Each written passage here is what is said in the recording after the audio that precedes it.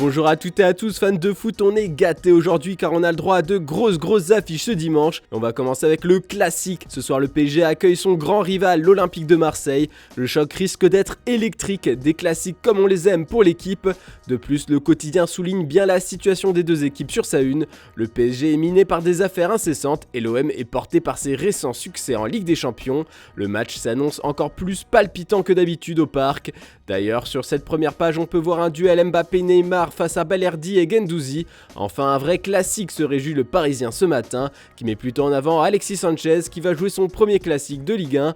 Et les journalistes de la Provence flairent une potentielle victoire des Olympiens ce soir. C'est possible, peut-on lire sur leur une. 3 points séparent les rivaux, ce qui laisse entrevoir de sérieux espoirs pour l'OM qui peut rêver de jouer le titre en cas de succès. Et un peu plus tôt dans la journée, on va pouvoir voir le Classico espagnol car à 16h15, coup d'envoi du très attendu Real Madrid FC Barcelona au Bernabéu, un classique vital titre sport dans son édition du jour. À un pas de l'élimination en Ligue des Champions, le Barça compte sur le Classico pour se relancer et ne pas perdre le fil dans la course au titre, surtout que pour l'instant ils sont en tête du classement grâce au goal average. Les médias madrilènes mettent surtout en avant le match dans le match opposant Karim Benzema et Robert Lewandowski, un classique en or pour Marca et As. Car d'un côté nous avons le futur ballon d'or et de l'autre le soulier d'or européen 2021-2022 qui sera le meilleur buteur sur le terrain cet après-midi. Puis dans le reste de l'actualité en Espagne, l'Atlético a pu compter sur Antoine Griezmann pour battre 1-0 Bilbao hier soir. Ce but rapporte 3 points importants au Colchoneros, certes, mais c'est surtout le 100e but de l'attaquant français avec le maillot rouge et blanc.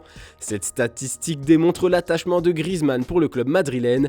Cette semaine, il s'est officiellement engagé avec les Colchoneros. Après le match contre Bilbao, il s'est excusé auprès des fans pour les dégâts qu'il a pu faire lors de sa signature au Barça. Au final, je veux m'excuser, je sais que les gens veulent l'entendre de ma bouche, je m'excuse pour le mal que j'ai pu faire aux gens, mais le plus grand pardon que je veux demander, c'est sur le terrain, en donnant tout pour l'équipe et avec des soirées comme celle-ci, a-t-il déclaré. Bon, on part en Angleterre maintenant car on n'a pas fini de parler des gros matchs de la journée. Préparez vos doubles écrans car à 17h30, Liverpool reçoit Manchester City. Real Barça ne sera pas encore terminé. Le nord-ouest de l'Angleterre va trembler car City est en très grande forme, mais Liverpool fait l'un de ses pires débuts de saison en Premier League.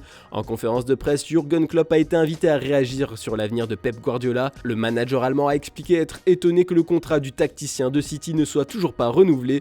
Pour Klopp, son plus grand rival est le meilleur manager du monde. Belle déclaration, mais l'homme attendu au tournant, c'est encore Erling Haaland. Après avoir été absent à Copenhague en Ligue des Champions, Guardiola estime que le Norvégien est prêt à poursuivre sa belle série de matchs à Anfield. Sa mentalité impressionne le patron des Blues. Après avoir parlé de Liverpool et Manchester City, on va se pencher sur le cas Manchester United. Les Red Devils cherchent des solutions pour relancer la machine à victoire qui est grippée depuis quelques années. Et pour ça, ils vont une nouvelle fois fortement investir sur le mercato. En lisant le Daily Star Sunday, on apprend ce matin qu'ils veulent recruter un joueur qu'ils considèrent comme le nouveau Ronaldo, Raphaël Leao. Eric Tenard est un grand admirateur du joueur de 23 ans et a envoyé des scouts pour l'analyser. L'international portugais refuse de signer un nouveau contrat avec l'AC Milan. Du coup, Manchester United voit une belle opportunité. Le club milanais pourrait être convaincu de le vendre l'été prochain. On n'a pas fini de parler mercato. The Sun nous apprend que Liverpool est bien déterminé à s'offrir Christopher Nkunku. Mais surtout, le PSG s'intéresserait à William Saliba, le défenseur d'Arsenal, alors que les Gunners tentent de prolonger son contrat. L'idée de rejoindre Paris existe bel et bien dans la tête du joueur d'après les médias anglais. Pas sûr que cette nouvelle plaise aux supporters marseillais. On va terminer avec les quotidiens italiens. En pleine crise après sa défaite en Ligue des Champions mardi soir contre le Maccabi Haïfa, la Juventus affrontait ce samedi soir son rival local, le Torino, dans le cadre du 165e derby de la Mole de l'histoire. Les joueurs de Massimiliano Allegri ont dû batailler pour empocher un précieux succès 1-0. C'est Dusan Vlahovic qui libère la Juve grâce à une très bonne reprise de la tête de Quadrado.